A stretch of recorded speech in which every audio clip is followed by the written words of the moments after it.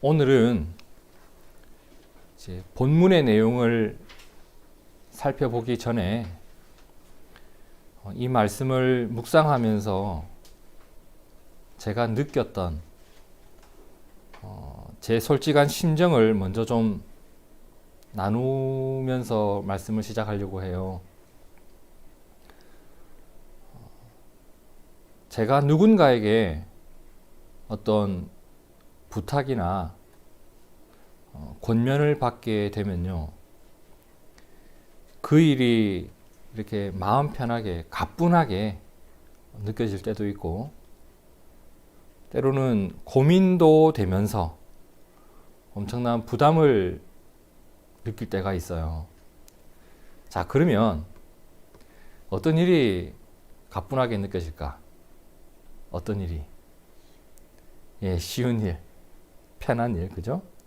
좀 구체적으로 말하면 저한테 익숙한 일,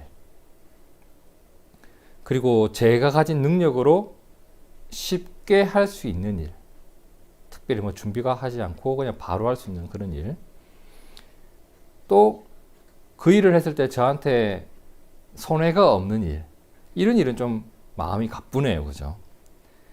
저희 아들이 제게 가끔 이런 말을 해요. 아빠, 100원만 가뿐하게 줍니다. 고민도 없이 바로 100원 수여, 딱 이렇게. 근데 아빠 1000원만 이러면 고민을 좀 하다가 줍니다.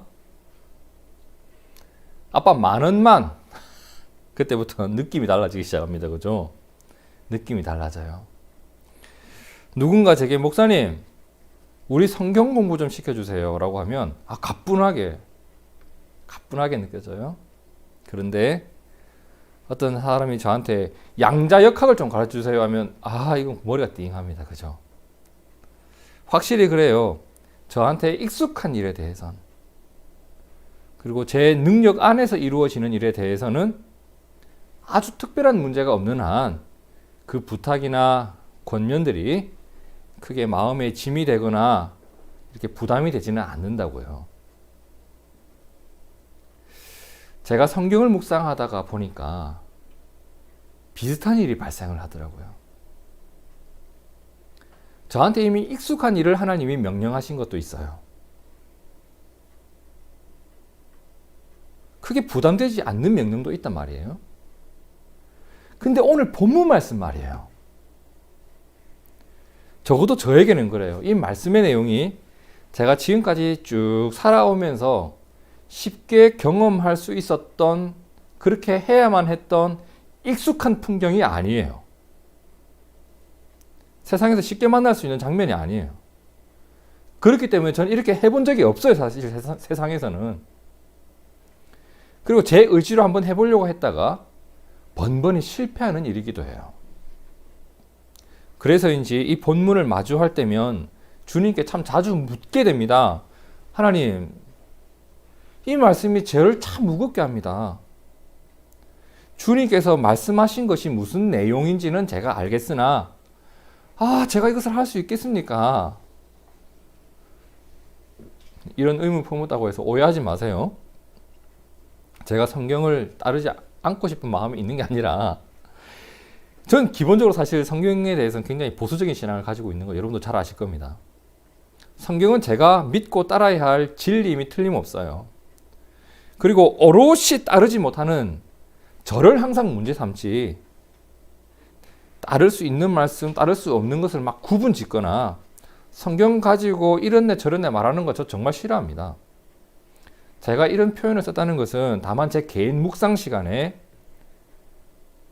하나님과 그냥 대화하듯이 저희의 민낯을 그냥 드러내어 놓고 성경 읽으면서 그냥 혼자 이렇게 중얼중얼 했다는 거예요. 주님, 제가 도대체 어디까지 하기를 원하십니까? 정말 이렇게까지 우리가 해야 하는 겁니까? 이렇게 물으면서도 제 안에 있는 분명한 믿음은 계속 이렇게 외치는 거예요. 마음속에서는 뭐라고? 주님께서 이 일을 우리에게 명하신 이유가 분명히 있다. 그리고 나에게 익숙하지 않은 일이라고 할지라도 이 성경이 내 삶의 방향이고 내 신앙이 도달해야 할 신앙의 목적지이며 우리 교회가 따라가야 되는 교회의 생존 방식이다. 저는 성경이 이런 것이라고 믿어요.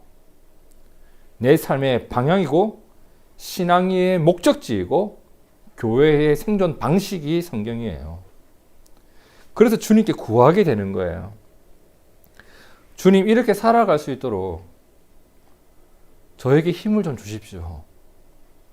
그리고 제 마음이 이런 일을 행하려고 할 때 완악해지지 않도록 하나님 도와주십시오.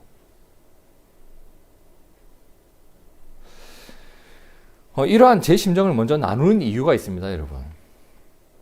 우리가 성경 말씀을 묵상하다 보면 이 따르기에는 왠지 주저주저 머뭇거리는 말씀들이 종종 만나게 돼요. 여러분, 근데 그때 그 말씀 따르는 일을 포기하지 말자는 겁니다. 그 말씀 안에서 살아가는 것을 포기하지 말자는 겁니다. 그것을 포기하지 않을 때 저는 참 많이 보아왔어요. 많은 경우 바로 그 포기하지 않는 그것 하나를 통해서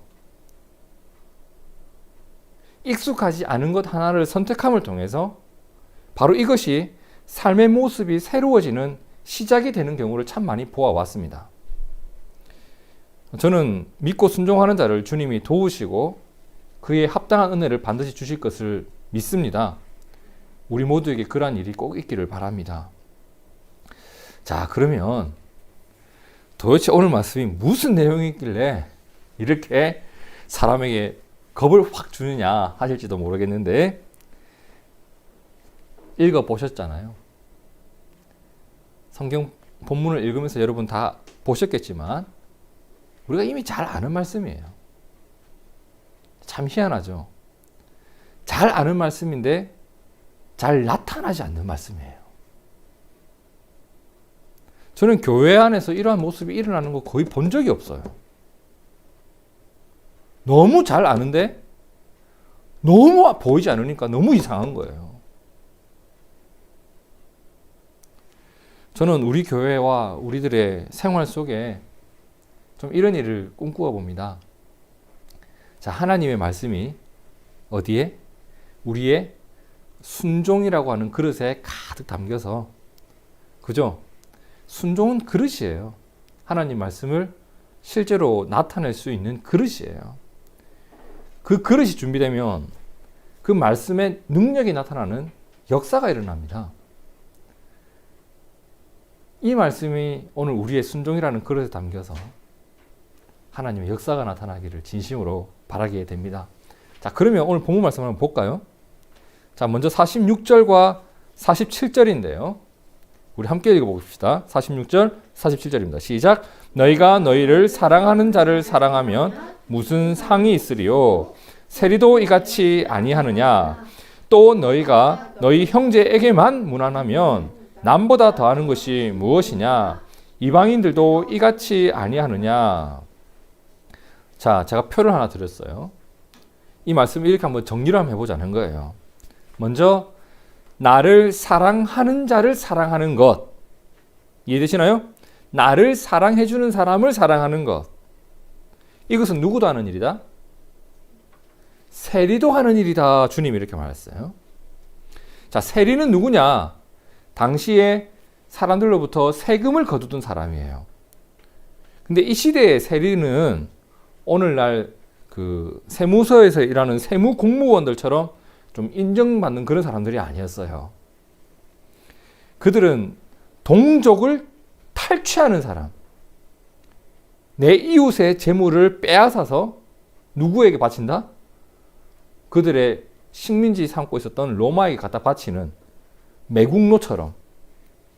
그랬기 때문에 상종도 하기 싫었던 죄인으로 여겨지던 사람이 바로 이 세리들이에요. 그러면 누군가가 나를 세리하고 아이 세리보다 못한 놈아, 예이 세리 같은 놈아, 이건 정말 나쁜 욕인 거예요. 그 당시에는. 그런데 봐요. 나를 사랑해 주는 사람을 사랑하는 것은 누구도 하는 일이다? 세리도 하는 일이다. 즉, 그 일은 너희가 경멸하는, 너희가 정말 싫어하는 그들도 하는 일이다. 즉, 예수님은 무슨 말을 한 거냐면 아무나 다 하는 일이다. 이야기를 한 거예요. 그죠? 그럼 주님이 이 이야기를 통해서 하고 싶었던 이야기는 뭐예요? 그 자리에 머물러 있어서는 안 된다는 거예요. 너희는 너희를 사랑하는 자만 사랑하는 자리에 머물러서는 안 된다. 너희를 사랑하지 않는 자도 사랑하는 자가 되어야 된다. 그 말씀을 하고 싶었겠죠. 그죠?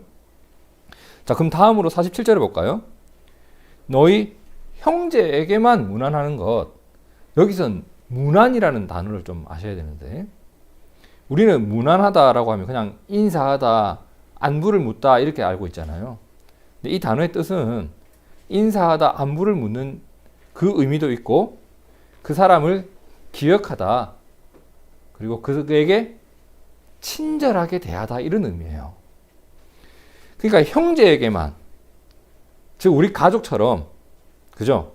우리 가족이나 내가 나한테 잘해주는 사람, 나하고 가까운 사람, 굳이 친절하게 하려고 하지 않아도 친절하게 대해지는 사람, 그죠? 그 사람에게만 친절한 것은 누구도 하는 일이다? 이방인도 하는 일이다. 이방인은 누구예요? 하나님과 예수님을 안 믿는 사람, 성경 안 읽는 사람, 즉 아무나 하는 일이다. 그래서 주님이 물으시는 겁니다. 그 정도를 하고 나서 너희에게 친절하게 해주는 사람에게 친절하게 해놓고서 너희가 떳떳하게 있는 거, 너희 사실 남보다 더하는 게 없는 사람들이야. 너희가 남보다 더하는 게 도대체 뭐냐? 그럼 이 말씀의 의미가 뭐예요? 그 정도에 머물러 있어서는 안 된다는 거예요. 그래서 제가 이 설교를 시작하기 전에 그 말씀을 드렸던 거예요. 이 말씀 볼 때마다 마음속에 캥기는 게 너무 많은 거예요. 제가 사랑하지 못하는 사람들, 친절하게 대해주지 못하는 사람들 사실 있거든요. 그래서 묵상하면서 주님 계속 물어요. 주님, 말씀하시는 게 무슨 내용인지 제가 충분히 다 이해했는데 잘 안 됩니다. 도대체 어떻게 해야 됩니까, 이 일을? 그리고 나서 제가 성경을 다시 한번 봤습니다. 꼼꼼하게 읽어보는데 아주 특이한 점을 한 가지 발견한 거예요. 48절 한번 보세요. 그러므로 뭐라고 해요? 하늘에 계신 너희 아버지의 온전하심과 같이 너희도 온전하라 라는 말씀이 나와요. 여러분, 상식적으로 46절과 47절에 이어질 것 같은 말씀은 이거잖아요. 너희를 사랑하지 않는 자를 어떻게 해라? 사랑해라. 너희 형제가 아니더라도 무난하고 친절하게 하라. 이렇게 48절에 나올 것 같은데 주님이 뭐라고 하셨죠? 온전하라 라고 했습니다.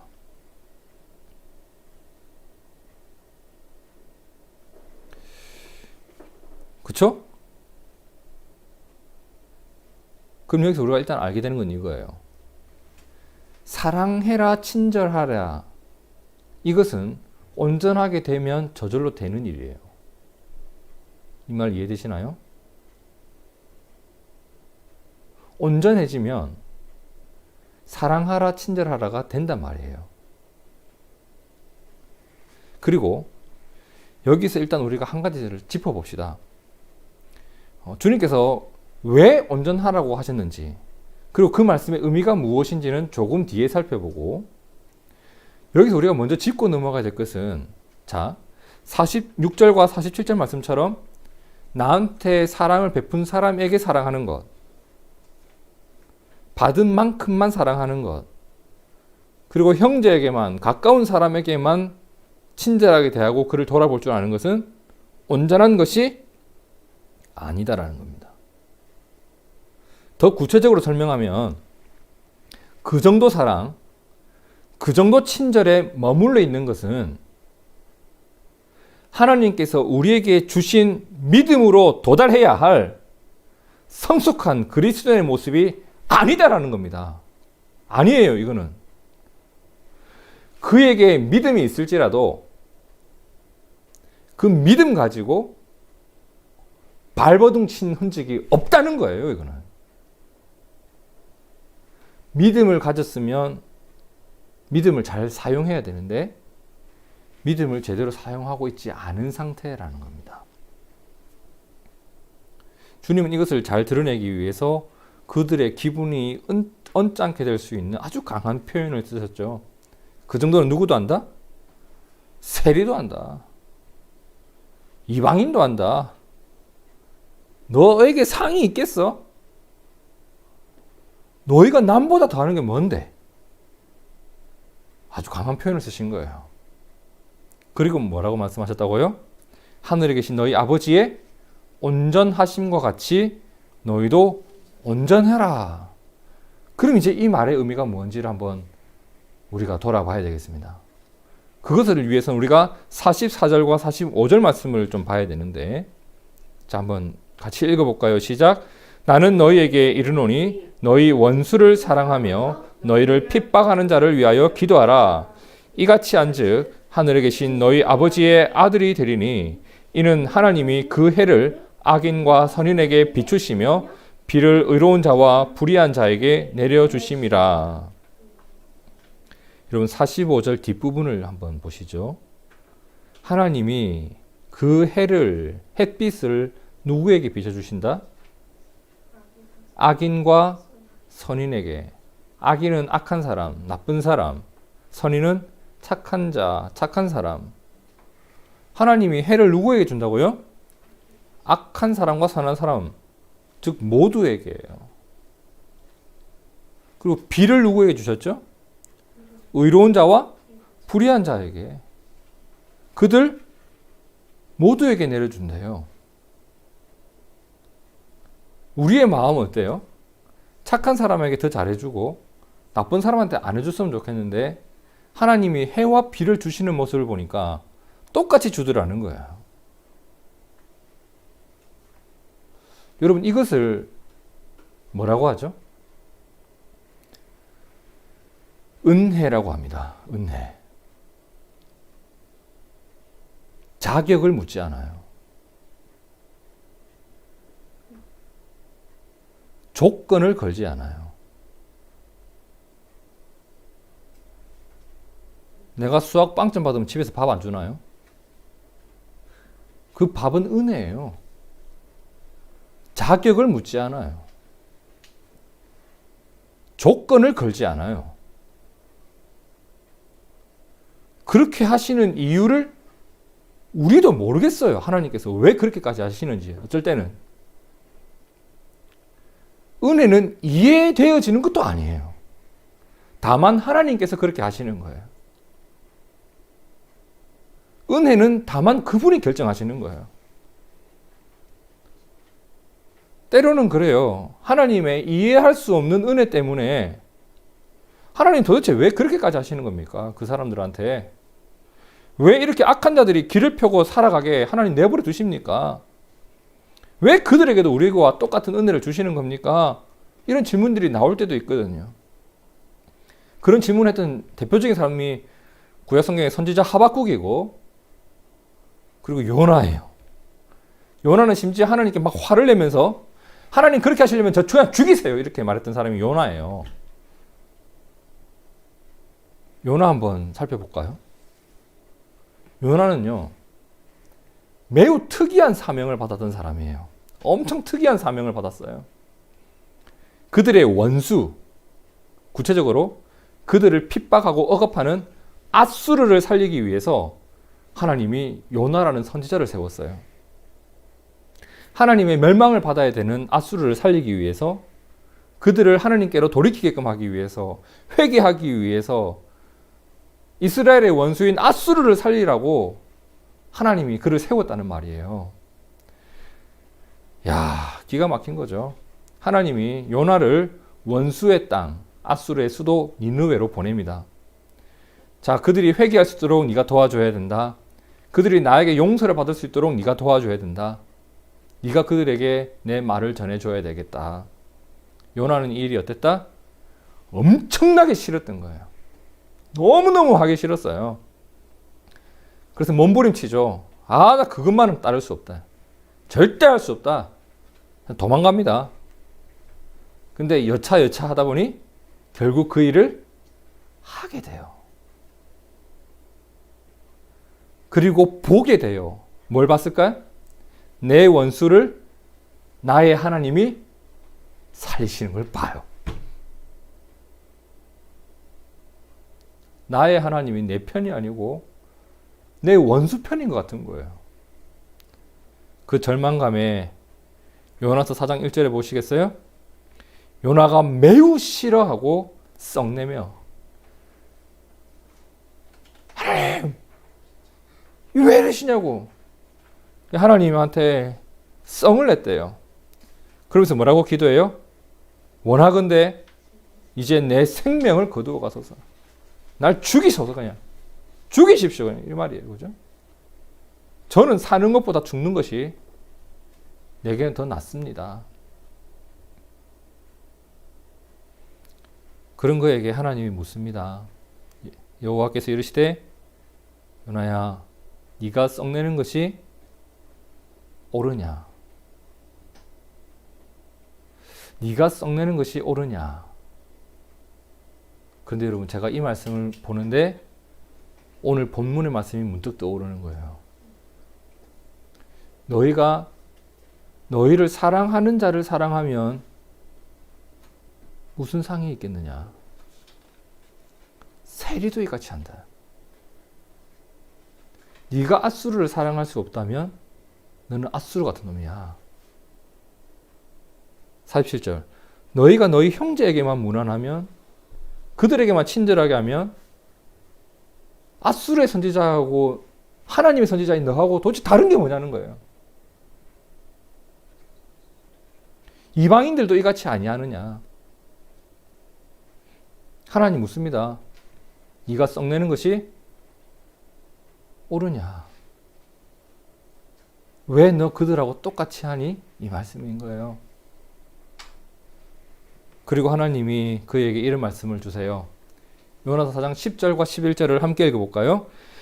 여호와께서 이르시되 네가 수고도 아니하였고 재배도 아니하였고 하룻밤에 났다가 하룻밤에 말라버린 이 박농쿨을 아꼈거든. 하물며 이 큰 성읍 니느웨에는 좌우를 분별하지 못하는 자가 12만여 명이요 가축도 많이 있나니 내가 어찌 아끼지 아니하겠느냐 하시니라. 자, 여러분 보이시나요? 요나에게는 누구에겐? 요나에게는 니느웨가 뭐였어요? 원수예요. 근데 하나님에게는 누구예요? 좌우를 분별하지 못하는 불쌍한 자들이에요.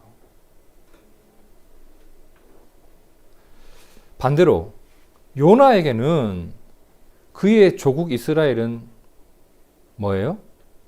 하나님의 사랑받기에 마땅한 자들로 보여졌어요.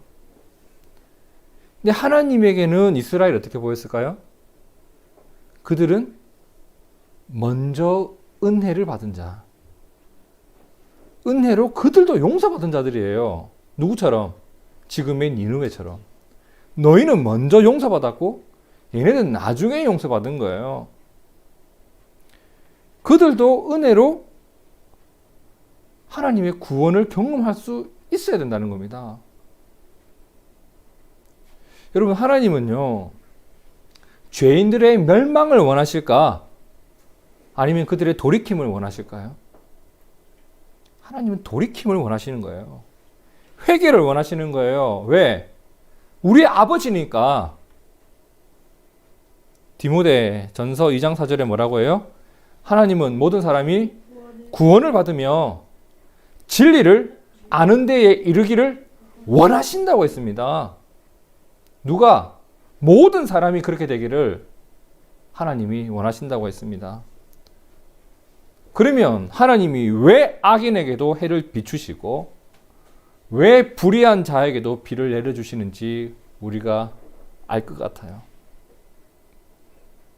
왜 하나님이 그 나쁜 사람에게도 은혜를 주시고 왜 그 잔인한 사람에게도 복음을 주시는지 알 것 같아요. 이유는 하나예요. 하나님의 온전한 사랑 때문이에요. 하나님의 온전한 원함 때문이에요. 하나님이 얼마나 원하셨으면 그걸 뜻으로 정하시고 그들이 구원을 받고 진리를 아는 데 이르기를 원하신다고 하셨습니다. 그리고 하나님은 우리에게 기대하는 게 있습니다. 나의 이 온전한 뜻으로 인하여 그들에게 해와 비를 비추고 내려주듯 너희도 그들에게 사랑을 비춰주고 기도를 해주기를 원하시는 거예요. 그게 44절에 나오지 않습니까? 그죠? 원수를 사랑하고 너희를 핍박하는 자를 위하여 기도하라. 너희의 사랑과 너희의 기도가 나의 온전한 뜻과 온전한 사랑처럼 너희도 그렇게 행할 수 있다면. 자, 그러면 다시 우리가 46절과 47절을 한번 보시자. 46절에 뭐라고요? 너희가 너희를 사랑하는 자를 사랑하면 무슨 상이 있으리요? 세리도 이같이 아니하느냐? 또 너희가 너희 형제에게만 무난하면 남보다 더하는 것이 무엇이냐? 이방인들도 이같이 아니하느냐? 여러분 이제 보이시나요? 이 정도의 사랑은 어떤 사랑? 너희를 사랑하는 자를 사랑하는 정도의 사랑은 우리가 주님께 받은 사랑이 아닙니다. 우리가 주님께 배운 사랑도 아닙니다. 이 정도의 인사와 친절함, 형제에게만, 나한테 친절하게 해주는 사람에게만 친절하는 것은 주님께 받은 은혜가 아니에요. 주님께 배운 것도 아니에요. 그 정도 하는 것은 주님을 만나기 전에도 하던 거예요. 근데 그것을 하면서 그리스도의 사랑을 베푼다, 그리스도의 친절을 베푼다 하지 말라는 겁니다. 여러분, 만일 하나님께서 그냥 세상의 흔한 사랑과 친절처럼 우리가 하나님을 사랑하는 것만큼만 우리를 사랑해 주셨고, 하나님께서 우리가 하나님을 찾는 만큼만 우리를 찾아주시고, 우리가 하나님을 의지하는 만큼만 우리를 도와주셨다면 우리가 어떻게 되었을까요? 우리가 하나님께 받은 사랑과 은혜는 세상에서 받은 것과 완전히 다른 겁니다. 그죠? 주님은 우리가 무엇에 머물러 있기를 원하시죠? 세상에서 배운 사랑과 세상에서 배운 친절, 그러한 삶에 머물러 있지 말고 아버지께 받은 온전한 사랑과 아버지께 받은 온전한 배려를 닮아가기를 원하는 겁니다. 그럼 이 닮아감이 있는가? 이 닮아감, 그것을 오늘 말씀은 뭐라고 했냐? 너희도 온전하라. 너희가 닮아가야 될 사람과 닮아가야 할 배려의 모습은 하나님이 보여주신 것이지 세상에서 배운 게 아니라는 겁니다. 그죠? 그러한 그리스도인들을 가리켜서 주님은 세상의 빛이라고 했습니다. 우리가 하나님께 받은 사랑을 비춰주는 빛의 역할을 하고 하나님께 받은 친절함을 조금이라도 베풀 줄 안다면 저는 우리 교회를 통해서도 이러한 일이 일어날 것 같아요. 마태복음 5장 16절의 역사. 너희 빛이 사람 앞에 비치게 하여 그들로 무엇을 보고? 착한 행실, 사랑하지 않는 자도 사랑해 줄 수 있고 무난하지 않는 자도 무난할 수 있는 그 착한 행실을 보고 사람들은 어떻게 한다? 너희 아버지께 영광을 돌리게 될 것이다.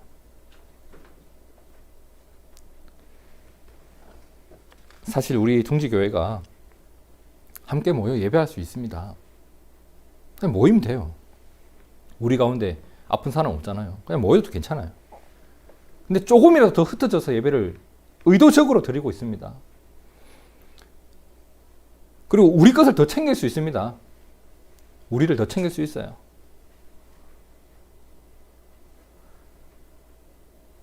근데 다른 것을 먼저 챙기고 싶은 것, 그 이유는 다른 게 아니에요.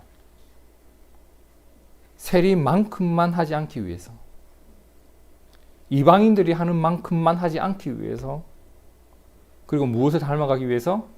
하나님의 온전하심을 닮아가기 위해서,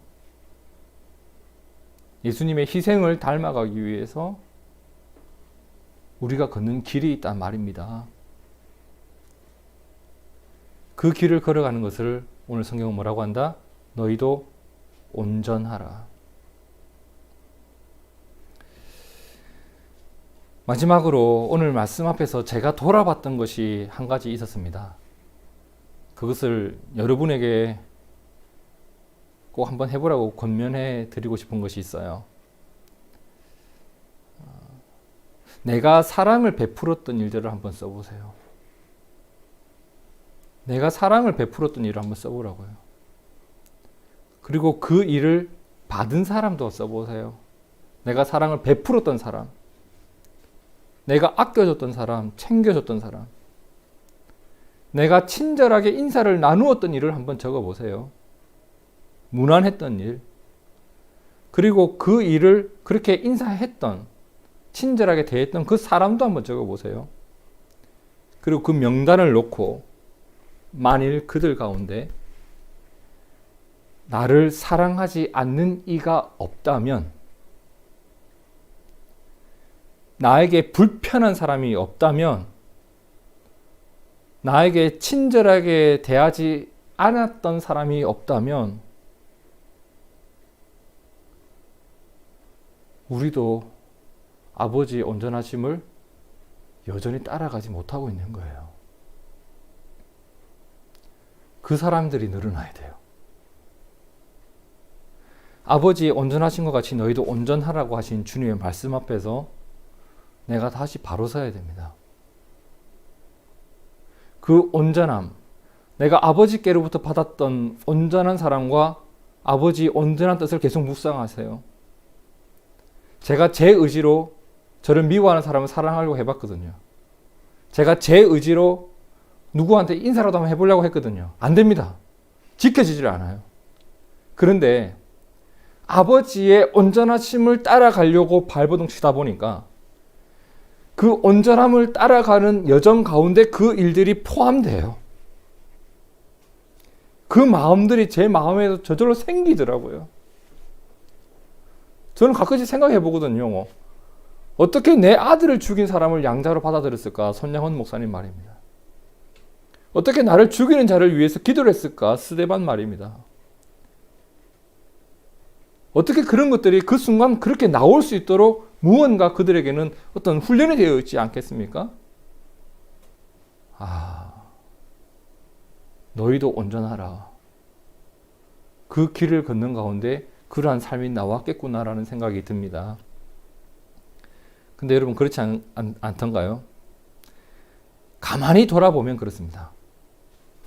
나는 그만큼 사랑하지 않았지만 누군가 내가 원치도 않고 생각하지도 못했던 사랑을 내가 받았던 것. 그 사랑 말이에요. 나는 그만큼 무난하지 못했는데 늘 먼저 찾아오는 친절함을 받았던 것. 그 사랑과 그 친절함이 오늘 나를 세워가는 힘이 되었단 말이에요. 우리 자녀들, 부모님에게 그런 사랑을 받았기 때문에 여러분이 있는 거예요. 여러분이 사랑하는 것만큼 여러분의 부모님들이 여러분을 사랑했다면 정말 끝장나는 거예요. 부모님에게 받은 사랑이 그래요. 내가 한 것 이상으로 주셨어요. 나를 위해 기도해 주시는 분들이 그래요. 나는 그들을 위해서 기도하지 못했는데 그분들은 나를 위해서 기도했다고요. 예수님께 받은 사랑은 물론이고 하나님의 온전한 사랑이 그래요. 결국 나는 하지 못했는데 누군가가 나에게 더 해준 사랑과 더 해준 친절 때문에 내가 살아갈 힘을 얻는 것이고 살아갈 맛이 나는 겁니다. 그래서 주님은 그 삶으로 우리를 초청하는 겁니다. 이제는 너도 다른 누군가에게 그러한 존재가 되어라는 겁니다. 여러분, 우리를 통해서 누군가 하나님께서 우리를 얼마나 사랑하시는지 그 빛을 발견할 수 있었으면 좋겠습니다. 누군가가 하나님께 돌아오고 누군가가 이 힘든 세상을 살아갈 힘을 얻을 수 있다면 그 얼마나 보람찬 삶이겠어요. 나를 통해서 누군가가 살 맛을 느낀다면 그 얼마나 기쁜 일이겠어요. 아버지의 온전한 사랑이 우리를 즐겁게 하시고 행복하게 하시고 살리셨던 것처럼 아버지의 온전하심을 닮아가는 우리의 삶을 통해서도 누군가 즐겁고 행복할 수 있다면 주님을 따라가는 즐거움이 우리에게도 있으리라 저는 믿습니다. 아버지의 온전한 사랑을, 온전한 친절함을 닮아가고 그것을 드러낼 수 있는 우리가 되길 진심으로 축복합니다. 우리 모두가 온전하라고 하신 주님의 말씀을 마음에 품기를 소망합니다. 함께 기도하겠습니다.